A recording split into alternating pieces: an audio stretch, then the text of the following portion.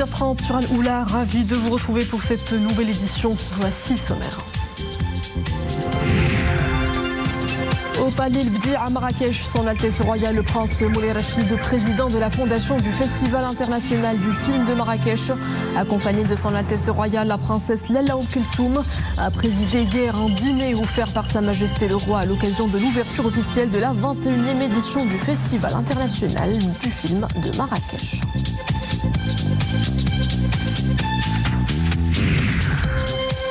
Meddays 2024, le forum a clôturé ses travaux hier à Tanger. De denses débats autour de la souveraineté ont animé cette édition. Le conclave invite à une coordination sud-sud renforcée pour des nations plus résilientes face aux défis globaux.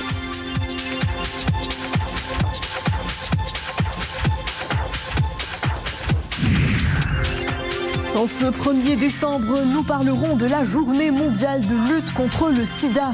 Une pandémie qui ne cesse de progresser à travers le monde. Au Maroc, cette journée est l'occasion de jeter la lumière sur la prise en charge des patients vivant avec le VIH.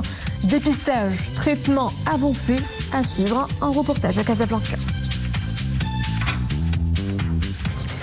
Bonsoir, direction d'abord Marrakech où son Altesse Royale le Prince Moulay Rachid, président de la fondation du Festival international du film de Marrakech, accompagné de son Altesse Royale la princesse Lalla Keltoum, a présidé hier au Palais El Bdi un dîner offert par Sa Majesté le Roi Mohammed VI à l'occasion de l'ouverture officielle de la 21e édition du Festival international du film de Marrakech. C'est un sujet de nos équipes à Marrakech, Amina Allam, Hamza Sadih, Abdelrahim Filoul, Abdel Fattah Zouine, avec Iman Ablou. La cité ocre s'illumine de mille feux pour la 21e édition de son Festival international du film qui continue d'attirer les plus grands noms du cinéma mondial tout en misant sur l'industrie cinématographique de demain. L'ouverture officielle de cette nouvelle édition est rehaussée par le dîner offert par Sa Majesté le Roi Mohammed VI à l'occasion. Au Palais El Bdi, ce dîner est présidé par son Altesse Royale le Prince Moulay Rachid, président de la fondation du Festival international du film de Marrakech, accompagné de son Altesse Royale, la princesse Lalla Keltoum. À leur arrivée, son Altesse Royale, le Prince Moulay Rachid et son Altesse Royale, la princesse Lalla Keltoum, ont passé en revue une section des forces auxiliaires qui rendaient les honneurs avant d'être salués par plusieurs personnalités. Par la suite, son Altesse Royale, le Prince Moulay Rachid et son Altesse Royale, la princesse Lalla Keltoum, se sont rendus au salon d'honneur où il a été procédé à la présentation à leurs Altesses Royales du jury de la 21e édition du Festival international du film de Marrakech, des stars étrangères invitées du festival et des partenaires étrangers et nationaux. Depuis sa création en 2001, le festival a réussi à réunir les grands noms du cinéma mondial, confortant ainsi le Maroc comme destination de premier plan pour le tournage de productions étrangères majeures. Cette grand-messe du cinéma international est en effet l'un des plus importants événements de la région et un rendez-vous incontournable pour les professionnels internationaux qui s'y rendent chaque année.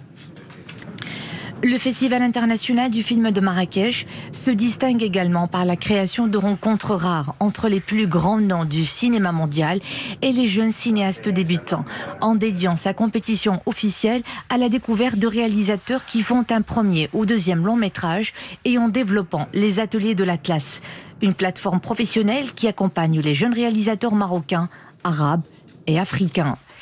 Cette année, une sélection de 71 films en provenance de 32 pays, parmi lesquels 9 sont présentés en première mondiale et internationale. 9 ont été choisis par leur pays pour les représenter dans la course aux Oscars et 12 ont été précédemment soutenus par les ateliers de l'Atlas. L'un des temps forts du festival, le programme Conversation, qui connaît une véritable montée en puissance. 15 rencontres sont prévues cette année avec de grands cinéastes qui, pour certains, participent pour la première fois au festival, notamment Tim Burton, Justine Triet, Alfonso Cuarón ou encore Mohamed Rassoulov. Et dans le but de soutenir le développement de l'écosystème de l'industrie cinématographique marocaine, le festival lance cette année le programme Atlas Station, destiné au perfectionnement des compétences des jeunes réalisateurs et producteurs marocains souhaitant s'ouvrir à l'international afin de dynamiser le développement de leurs projets.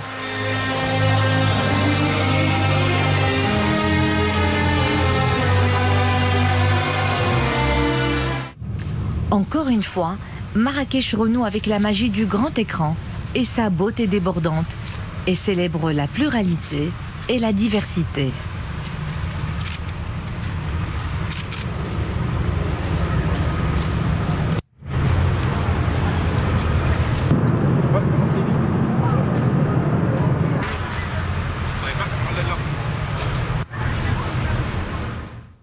Et à Tanger, le rideau est tombé hier soir sur la 16e édition du Forum international Meddays. Le forum a réuni près de 300 intervenants de très haut niveau issus de 127 pays. Ils ont débattu durant 4 jours autour de thématiques de grande actualité, consolidation des souverainetés nationales et régionales, construction d'une résilience partagée en Afrique. Point d'orgue de cette édition, la cérémonie de clôture de cette édition rehaussée justement par la remise du prestigieux Grand Prix Meddays 2024. Nadia El-Moudden, Omar Aïtaïssa et Iman Ablou. C'est le temps fort de la cérémonie de clôture. La remise du prestigieux Grand Prix Meddays 2024 à 3 éminents dirigeants des Caraïbes. Le Premier ministre de Grenade, le Premier ministre du Commonwealth de la Dominique et le Premier ministre de Sainte-Lucie. Des pays qui appuient la marocanité du Sahara et le plan marocain d'autonomie comme étant la seule solution crédible, réaliste et durable pour mettre fin à ce différend régional artificiel. Après 4 jours intenses de débat, le Forum Meddays qui se tient sous le haut patronage de Sa Majesté le roi Mohammed VI Lainsro prend fin avec une dynamique positive, notamment en matière de soutien franc, massif à l'intégrité territoriale de notre pays, à la marocanité du Sahara, par de nombreux pays frères africains, mais aussi de nombreux pays des Caraïbes, représentés ici à Tanger par des chefs d'État ou des chefs de gouvernement. Je ne peux que me réjouir de cette forte revendication de soutien à la souveraineté de nos provinces du Sud.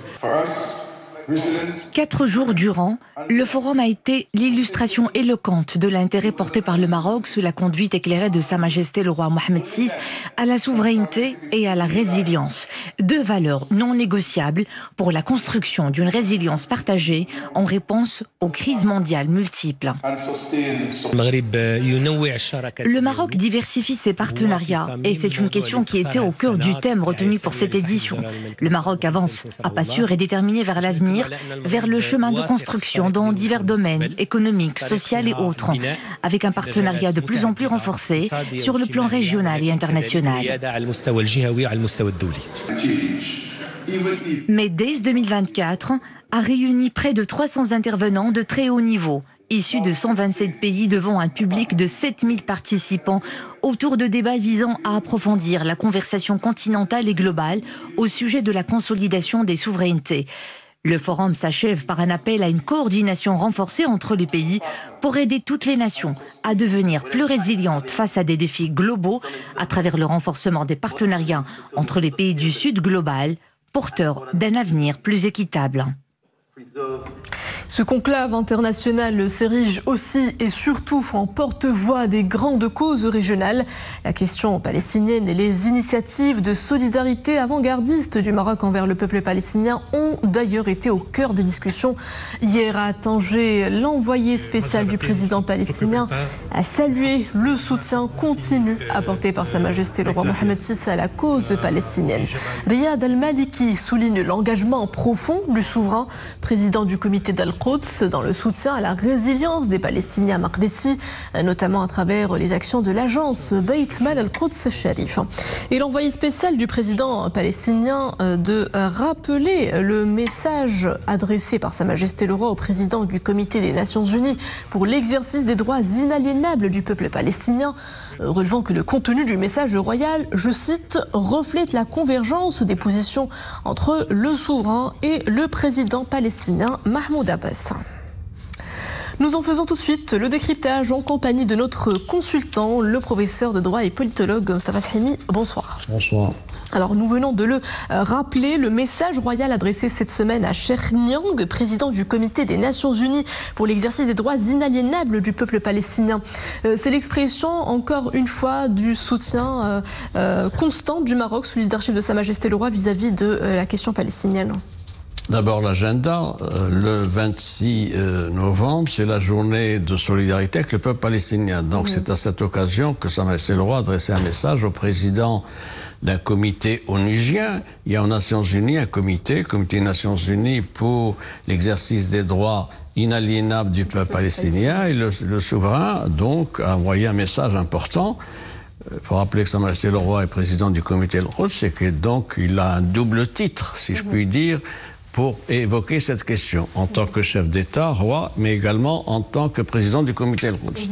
C'est un message important parce que le souverain interpelle la conscience mondiale pour mettre fin à la situation dramatique que connaît le peuple palestinien à Gaza et dans les territoires occupés. Le souverain proposait un certain nombre de mesures. La protection des civils, évidemment, le renforcement du rôle de l'agence spécialisée des Nations Unies, qui s'appelle l'UNRWA, le soutien humanitaire massif et immédiat, pas dans 3 mois, pendant 6 mois, parce que la situation est dramatique au quotidien, et puis un cessez-le-feu. C'est là une position constante du Maroc et du souverain. J'ajoute que le souverain va plus loin. Il dit que à côté de ces mesures-là qui s'imposent d'évidence, il faut, après le cessez-le-feu, inscrire la question palestinienne dans un processus politique de négociation, c'est-à-dire offrir aux Palestiniens un horizon politique. C'est extrêmement important, donc on ne peut pas se contenter de gérer la crise et d'apporter un certain nombre de mesures, il faut prendre à bras-le-corps cette problématique-là qui est pesante dans la situation régionale que vous connaissez, et donc il faut qu'il y ait du volontarisme de la part de la communauté internationale pour la recherche d'une solution. Un processus politique sur quelle base? Sur la base de la formule des 2 États, c'est connu, le Maroc insiste toujours sur cela, et Bidma al-Quds Sharif comme capitale de l'État palestinien. Il faut rajouter que c'est une position conforme au droit international. Pourquoi? La résolution 242 du Conseil de sécurité du 22 novembre 1967, quelques mois après la guerre des 6 jours, pose un certain nombre de principes, lesquels, d'abord, une paix durable, le retrait d'Israël des territoires occupés. Donc voilà un peu ce qui témoigne de la solidarité agissante du Maroc, et c'est pour ça que c'était utile que le souverain rappelle dans ce message-là la position du Maroc et aussi l'interpellation de la communauté internationale.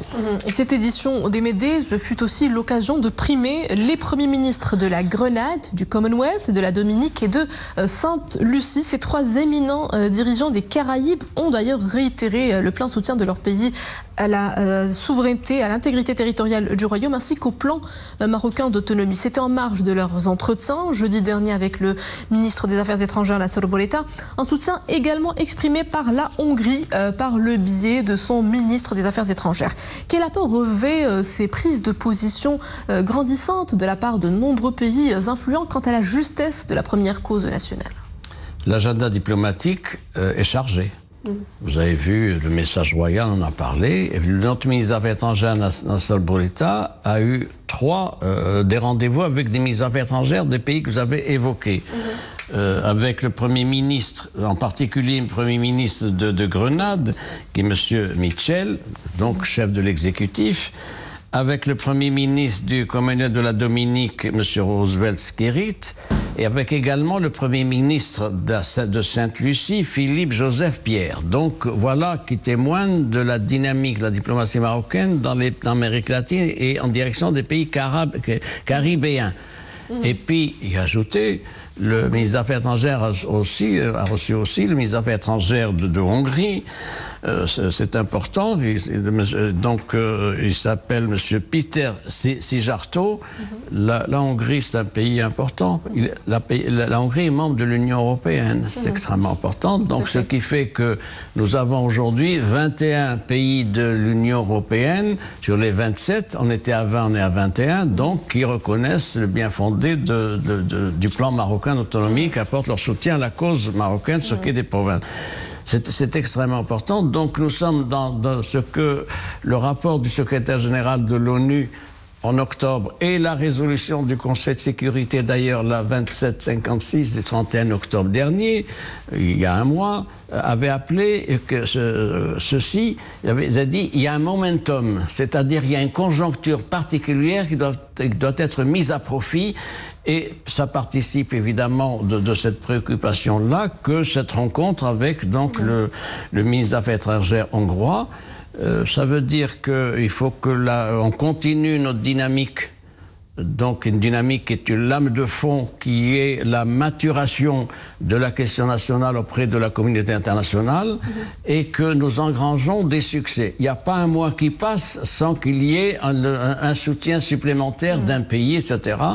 Et donc nous sommes encore dans une position diplomatique renforcée, avec une légitimité accentuée. Il importe maintenant que la communauté internationale prenne ses responsabilités. Ça avait été d'ailleurs les prises de position du souverain dans son discours du 6 novembre dernier, etc., où il a dit qu'est-ce qu'on fait maintenant? On ne peut pas continuer d'année en année à voter des résolutions qui ne sont pas respectées par les parties prenantes, la partie essentielle, c'est-à-dire le pays voisin, en l'occurrence l'Algérie. Place à cette autre actualité, professeur, qui a marqué la semaine que nous quittons, le roadshow conduit par une délégation marocaine en Asie, notamment à Tokyo et à Séoul. Quelle est selon vous la portée de cette tournée dans la construction, dans la stimulation d'investissements de part et d'autre, ainsi que dans la construction de liens économiques encore plus renforcés avec ces deux puissances économiques du continent asiatique?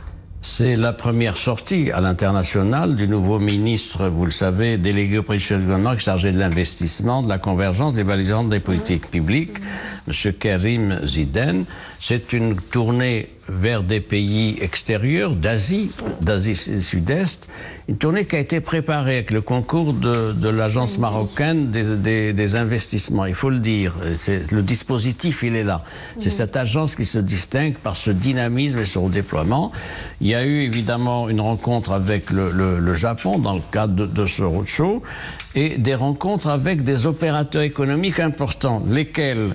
Je vais citer l'un des principaux groupements d'entreprises japonaises, une sorte de patronat japonais, la Banque japonaise pour la coopération internationale, également d'autres grandes entreprises japonaises. Et il y a là des possibilités énormes. Faut pas oublier que le Japon, c'est la 4e puissance économique dans le monde. Et donc nous avons beaucoup de choses à faire ensemble. Nous avons beaucoup de choses à faire en matière de partenariat, de transfert de technologie. Et puis le Maroc offre des opportunités d'investissement aux opérateurs japonais, non seulement pour ce qui est de l'économie locale, mais aussi que les opportunités offertes quant à son statut de hub régional dans le continent. Je vous remercie, Moustapha Sahimi, pour tous ces éclairages. Merci à vous. Dans le reste de l'actualité, la communauté internationale commémore en ce 1er décembre la 37e journée mondiale de lutte contre le sida. Au Maroc, plus de 20 000 personnes vivraient avec le VIH. Parmi elles, 21% porteraient le virus sans le savoir. Si la prévalence du VIH reste faible dans la population générale, les campagnes de prévention et d'information sont menées auprès du grand public pour mettre l'accent sur l'importance du dépistage. C'est un reportage à Casablanca de Fatnat Sabout, Mustafa Ouda, avec les commentaires de Zakaria Mokin Billah. Le siège de l'association de lutte contre le sida à Casablanca, un des nombreux centres de la capitale économique dédiés à la sensibilisation au VIH. Ici, des services divers sont proposés. Dépistage, diagnostic et prise en charge des personnes malades à titre gratuit. Ces efforts contribuent à sensibiliser davantage sur les moyens de prévention afin de lutter contre cette maladie au niveau national. Il y a une estimation de 23 000 personnes atteintes au Maroc. 22% ne savent pas qu'elles sont atteintes. Les années précédentes, le chiffre était plus important que cela. Grâce aux campagnes de sensibilisation et de dépistage gratuit et confidentiel, de plus en plus de personnes font le test de dépistage. Le programme d'action de l'association comprend des interventions par des intermédiaires thérapeutiques et des psychologues pour prendre en charge les patients et répondre à leurs besoins. Il s'agit d'interventions sociales, médicales et psychologiques. Les personnes atteintes ont des difficultés de s'adapter à la vie normale. Nous essayons donc de les réconcilier et de les faire vivre avec la maladie. C'est une phase qui n'est pas facile, mais grâce aux méthodes de traitement que nous avons mises en place, nous réussissons à travailler avec les patients sur leurs sentiments et leurs idées négatives. Au Maroc, 23 000 personnes seraient atteintes de VIH. Ces dernières années, la prise en charge de la maladie s'est nettement améliorée, notamment grâce aux efforts et à la coordination soutenue dans le cadre de la stratégie nationale de lutte contre le sida 2024-2030. Parlons à présent technologie. Dans un paysage en constante évolution, les outils de l'intelligence artificielle sont devenus accessibles au grand public. Aujourd'hui, aligner l'IA sur les valeurs de l'éthique soulève un certain nombre d'interrogations dans le rang des scientifiques notamment et des chercheurs. À Oujda, le premier symposium africo-européen sur la gouvernance responsable de l'intelligence artificielle prend place, un espace de réflexion où des experts prônent une gouvernance éthique de l'intelligence artificielle. Rachid Latabi, Mohamed Blaoui et Zakaria Moqim Billah. Comment garantir une gouvernance éthique et inclusive de l'intelligence artificielle pour faire de cette révolution technologique un levier d'opportunité? La question s'invite au premier symposium africo-européen sur la gouvernance responsable de l'intelligence artificielle organisé à Oujda. Experts en intelligence artificielle, décideurs politiques, chercheurs et acteurs de la société civile d'Afrique et d'Europe tentent de proposer des solutions en vue de garantir une gouvernance éthique de l'intelligence artificielle en tant que facteur de développement socio-économique et technologique. Aujourd'hui, nous voyons que la technologie, l'innovation ne peut pas aller sans éthique.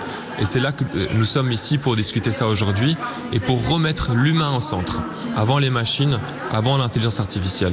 Donc j'espère que nous allons progresser aujourd'hui ensemble et créer des ponts entre l'Afrique et l'Europe pour ce dossier si important. La bonne gouvernance, il doit être basé sur la participation collective, n'est-ce pas ?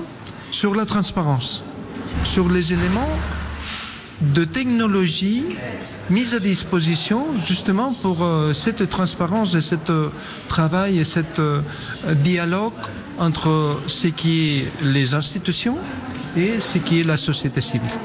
Pour les organisateurs, la collaboration entre les régions européennes et africaines est essentielle pour contribuer à une gouvernance éthique et inclusive de l'intelligence artificielle.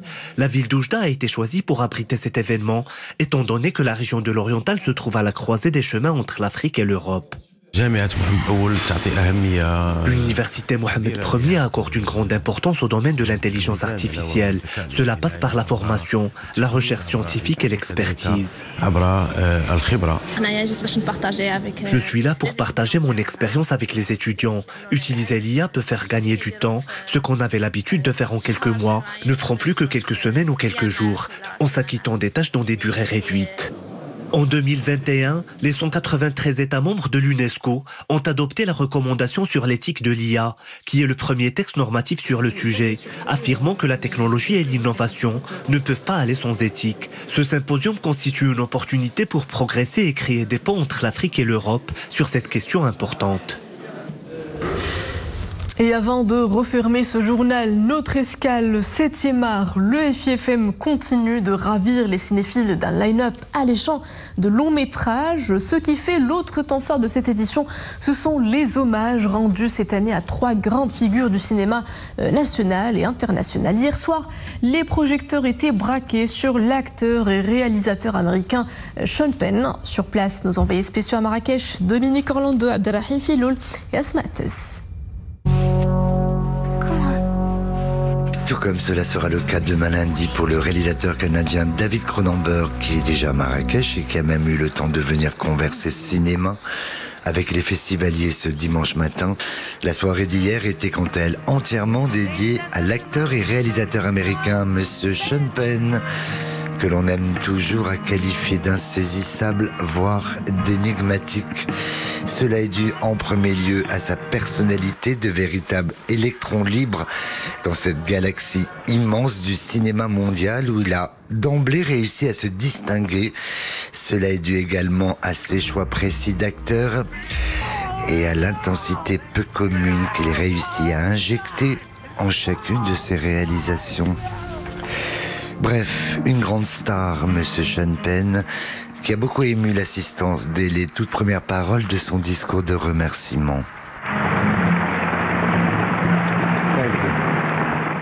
I'm very lucky to be standing here.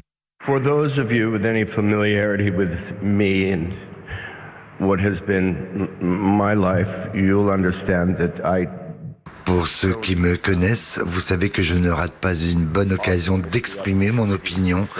Et j'en ai une à l'endroit de ce festival qui réussit à réunir tant de personnalités aux talents multiples. Je pense que c'est justement notre travail que d'exprimer cette diversité dans un sens des plus positifs. And I think it's our job to exploit our diversity in positive ways. What a magic moment.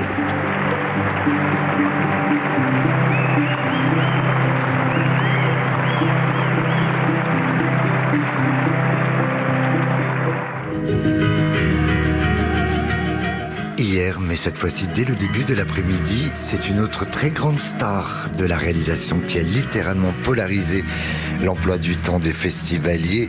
Il est vrai que c'est sa toute première venue ici, au Festival international du film de Marrakech. Beetlejuice, Charlie et la chocolaterie, Edwards aux mains d'argent.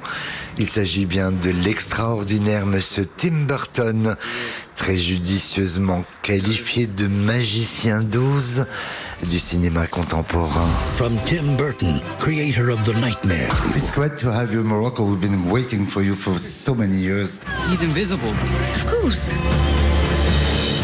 We're what's known in common parlance as peculiar. Claire, why aren't you eating? She's embarrassed in front of Jake. Don't be.